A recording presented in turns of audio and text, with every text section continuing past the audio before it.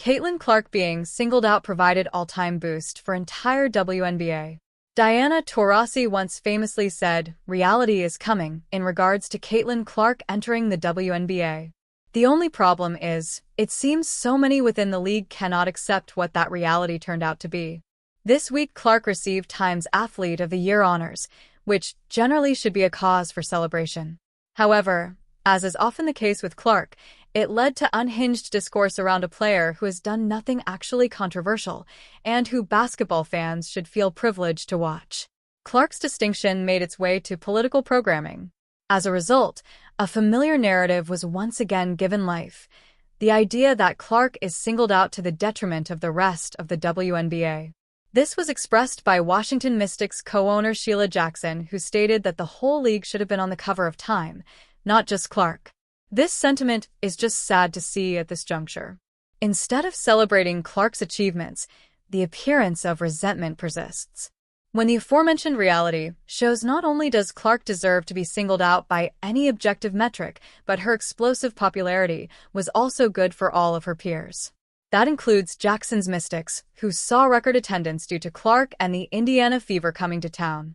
And while the 2024 WNBA Rookie of the Year was responsible for nearly half of the league's entire broadcast value according to estimates, the boost that came did not completely dissipate without her presence.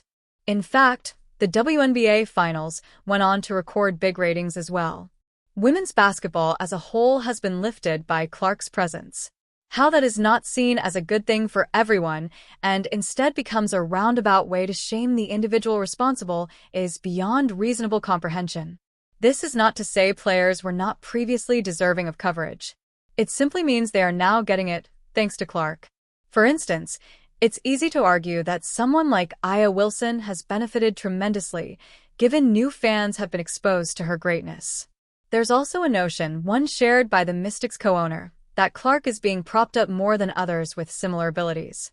This happens to be another point that does not stand up to scrutiny, since the Fever sensation not only set the all-time NCAA scoring record, but dominated the WNBA in her first season.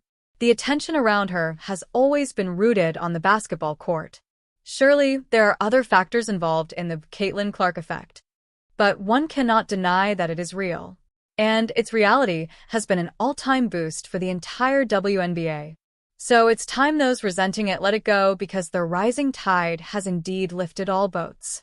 And there's no reason to wish the Clark wave back to shore to attempt to give the ocean praise. Caitlin Clark comically details parent disbelief over past basketball success versus boys. It shouldn't come as a surprise to anybody who has watched Caitlin Clark play that she has been cooking opposing defenses on the basketball court ever since she picked up a ball.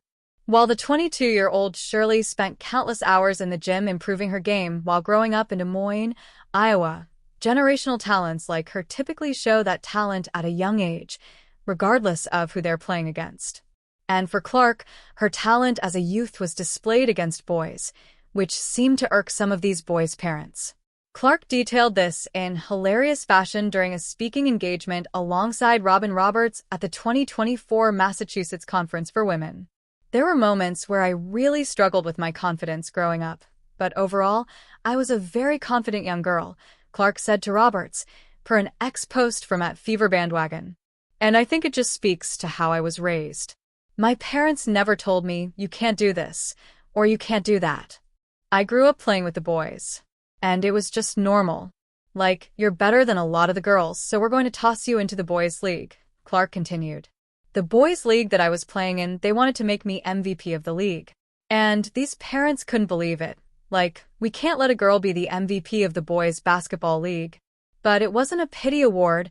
I was better than all of them, she said.